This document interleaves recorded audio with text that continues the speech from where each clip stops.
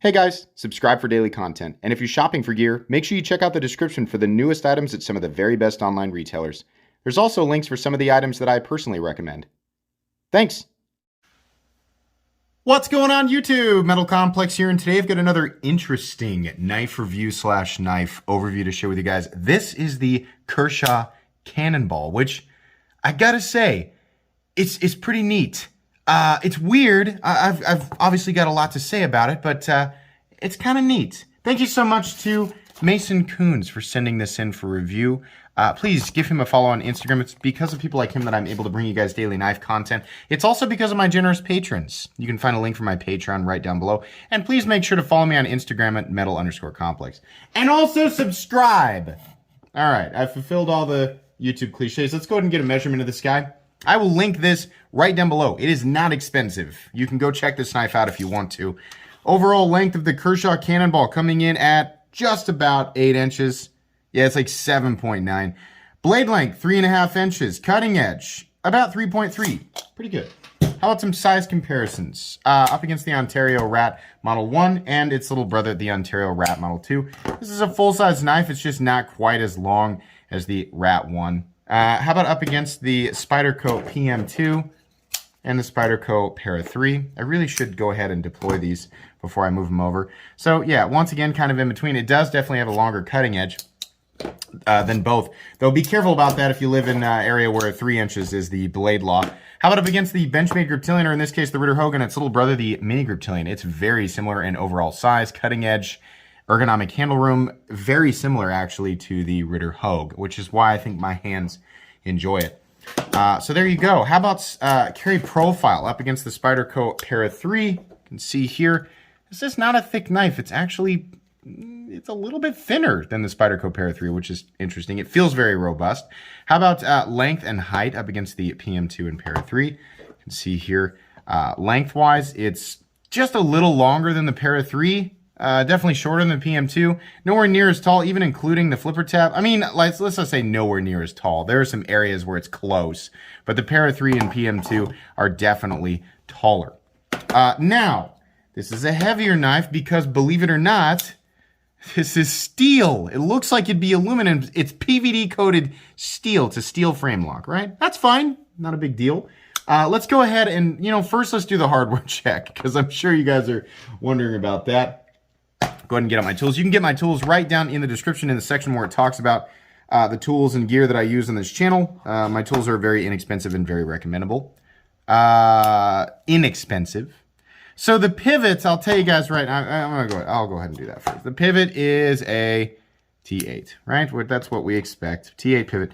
T6 body screw, T6 body screw, T6 on the pocket clip, T6, T6. What the heck is this? It's a pivot cover plate. Gosh bless it. There we go. Stupid. Yeah, it's a pivot cover plate. Why? Well, I sought that answer too. So I went on Blade HQ and it says to express its individuality or something of that nature.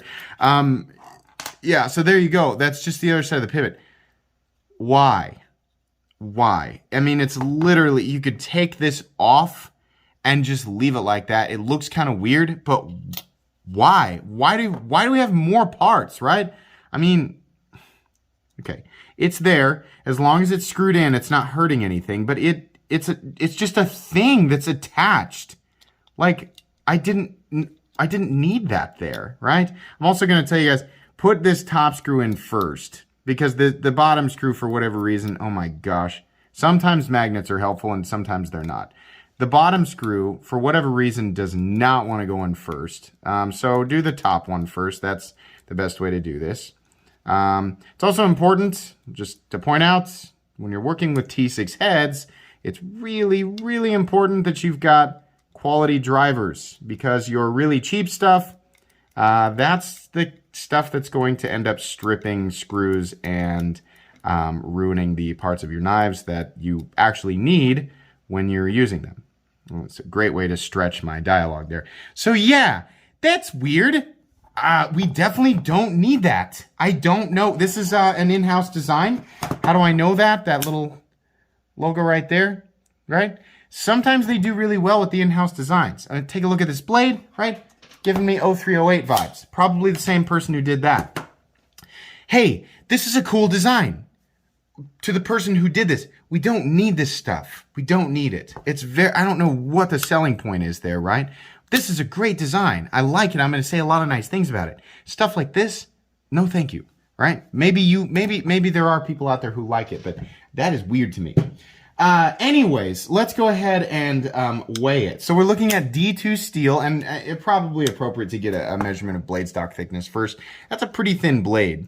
So blade stock thickness is coming in at, yeah, definitely thin. So not a whole lot there. But the weight here is going to, my scale's way over here today. Sorry about that. I think this knife is still going to come in at like 4 to 4.5 ounces, maybe more. Oh my gosh. That was wrong. Sorry. We had the thing was not zeroed out. Okay, so yeah, it's a 5.47 ounce knife.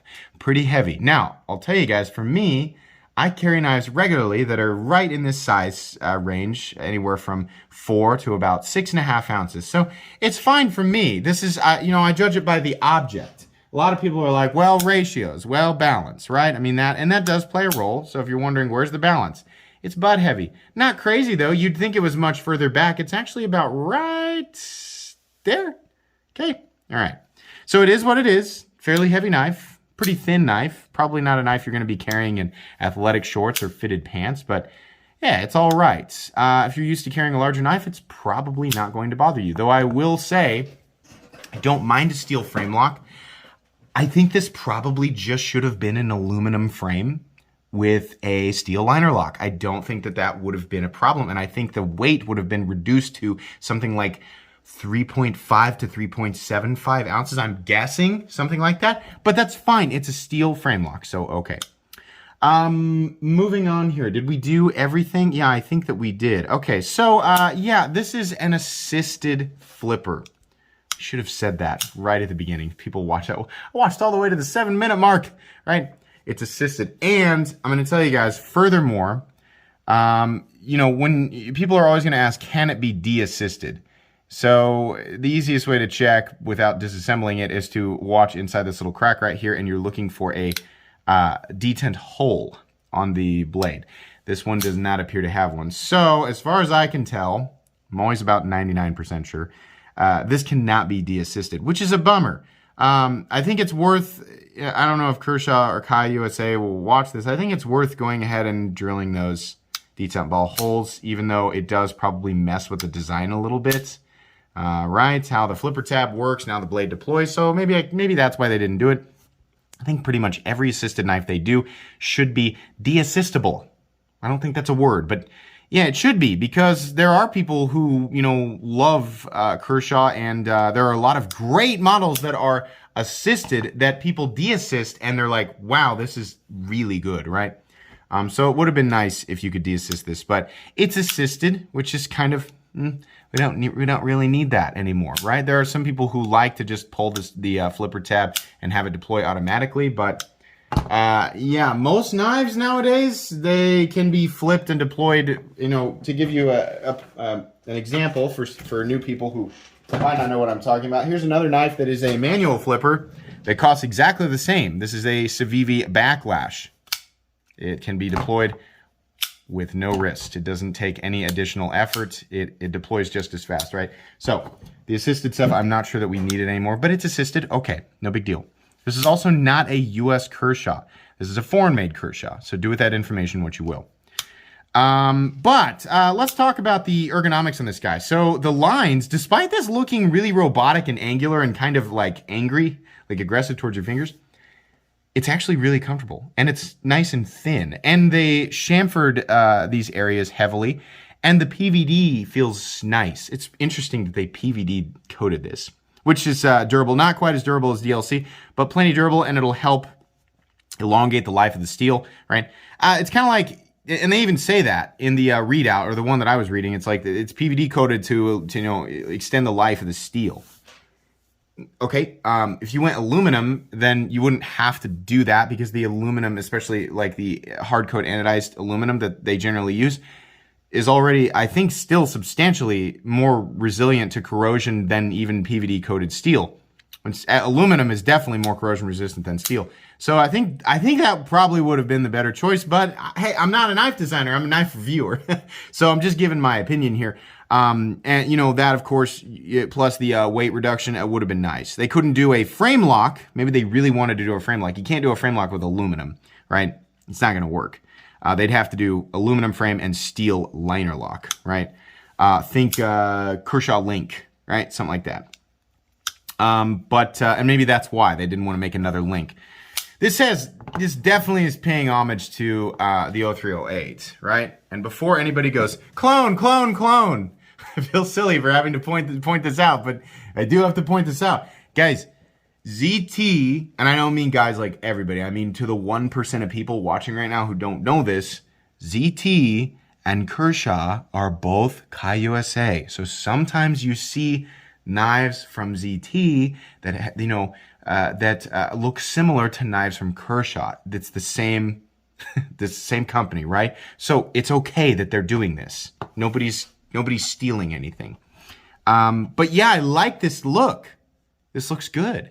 It's comfortable in hand. It's very easy to disengage and deploy. The flipper tab comes down to the right place. It's also a nice shape, right? Easy to gain access to that frame lock because of this area right here. It's nice. It's actually really friendly to the hand.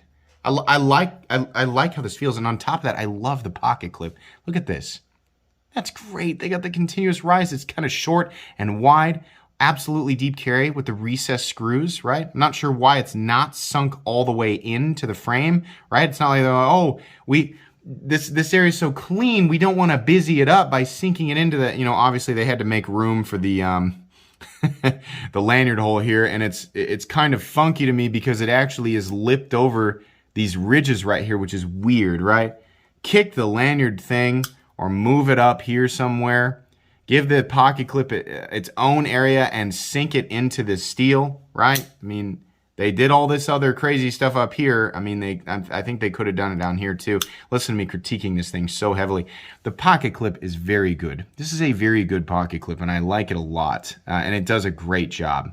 And it's also wide enough that, while the thing doesn't have an over travel stop, the pocket clip does a decent job of doing that, right? It's kind of another reason I wish that it was aluminum with a liner lock, because we have a totally exposed frame lock with no over travel stop whatsoever. But all right, it's not a deal breaker. Nothing that I've complained about so far is a deal breaker. Blade, super cool, ridiculously thin behind the edge. This knife gets thin. That's awesome. And it looks great too. This looks really, really good. The black wash is a kind of, it's what you see on less expensive Kershaws and more expensive Kershaws and more expensive ZTs. You see it all over the place, right? But it's fine. It looks good. This is D2. It doesn't have a whole bunch of stuff all over the place. It says Kershaw Speed Safe. On the other side, 2061 Kai D2. Pretty minimal, right? Love that swedge. Love how the blade looks. It's definitely going to perform. And D2, nice job. Yeah, that's totally acceptable, right? Moving down here, it's like, again, we have like way too much hardware. There's a lanyard hole, which probably doesn't need to be there. Backspacer is interesting. And it's kind of limited to that. It's interesting and it adds a little bit of character, right? I'll tell you guys right now, this doesn't need to be there. You want to keep this stuff, right? This area right here. It's all right. It kind of looks neat. A little traction area. It's like a, hey, put your finger here kind of thing while you're flipping it. It's like you can feel for that spot and it's not going to affect the liner or the frame lock. And look how they gave you a little bit extra room right there to do that. It's like, if it's more comfortable right there to put that finger right there, then go ahead. We gave you a little bit more room to do that so you wouldn't be pushing on that steel frame lock. That's cool. We didn't need this. Didn't need it. It's just a thing that's on there that can come off, right? I mean, why? Okay, it's there. So anyways, the knife locks up absolutely solid. I believe that frame lock is engaging at something like 50%, completely and totally solid. No lock stick, and I've been flipping it quite a bit. It looks like it's ever so slightly off-centered, but see, I can kind of push it. So maybe, yeah, I'm not touching it at all right now, and it's looking pretty darn centered. I believe this is on, yeah, can we see in there? Get the flashlight. Phosphor bronze. Yeah, there's one side, and then there's the other. Phosphor bronze washers. Doesn't look like there's a nylon washer in there, but I've been wrong before. The action feels good. Snappy, right? This knife is good. I'll tell you right now, before I even end the video, it's a lot of weird stuff here, but they built it off what it looks like, very similar to the 0308, just less chunky, right? As it sits right here, there's some corks, but I like this. This is cool. $50, PVD coated steel frame lock and D2 steel with a good cutting edge. A little chunky, a little tanky, a little heavy, right? But it's thin, pocketable. It's a good knife. It's gonna hold up to the elements. It's gonna perform. I recommend this knife. I think it's cool. But I think it's a good knife with a missed, a potential, like, it's like a missed home run. Remove this, go aluminum, both sides, no frame lock, steel liner lock, countersunk preferably, but if not, okay, whatever. And then, we have multitudes of different colors, right? I mean, I understand they can do that with PVD as well, but the aluminum, you've seen it in Kershaw's line before. They can do a ton of different colors when they do that. No assist, or if it's going to be assisted, there needs to be a detent hole so that people can de-assist it, right? That, and get this, like the lanyard hole thing can be up here so that you have extra space to countersink the pocket clip into the frame. Oh, then you would have had an A++++. Absolute winner. This is very good. This is good in its, I'm not saying like it has to be a liner lock to be good. Steel frame locks can be good too, and this will hold up. The way that they've done it, it's a comfortable knife. It's a good knife. It's great blade profile. It's good.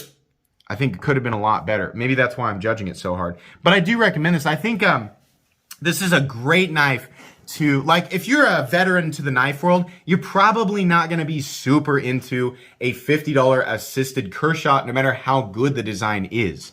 But this is a great knife to give to somebody who's getting into knives. It's a great gift knife, right? Like, if your dad is not really like a knife person, but he uses knives, this is great. They'll like it. People who are newer to knives love that assisted thing, right? So you can do that, but give them a good steel, a tough, durable frame lock, right? Yeah, they're gonna squeeze on it. They're gonna do that thing where they push it further in, right, instead of moving it the way that it's supposed to go, right? But yeah, PVD coated steel frame lock and D2 steel. This is a good knife. So, yeah, whether it's for you or for somebody else, I think this is good. It definitely could have been better, but I still recommend this knife. This is going to go on my most recommended knives playlist, and it's going to go on my cheap knives I like playlist. That cover plate is so confusing. But anyways, to Mr. Mason Coos, thank you again. Please make sure to give him a follow. This was cool. I liked it a lot more. Like, I thought that this would just be like, ho-hum, right? Because that's what it looks like. It looks like another, I'm not saying that Kershaw makes a lot of ho-hum knives. It just looks like another generic, like, okay, it's part of Kershaw's inexpensive line. It's going to be kind of weird, right? They make some really great stuff, but they also make some stuff I'm just like, what? Okay.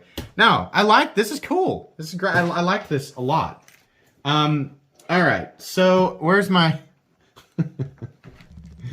professional knife reviewer? We don't have my Instagram card for some reason. It is gone. So here's the little one. Please make sure to follow me on Instagram at metal_complex. If you guys enjoyed this video, leave a like. If you'd like to check out my other content, I do, of course, have lots of videos of knives that are either expensive or inexpensive that I do or don't like, so check those out. And if you enjoy all my content, go ahead and click on that Metal Complex logo right there and subscribe, because there's definitely more coming. Thanks again for watching, everybody, and have a great day.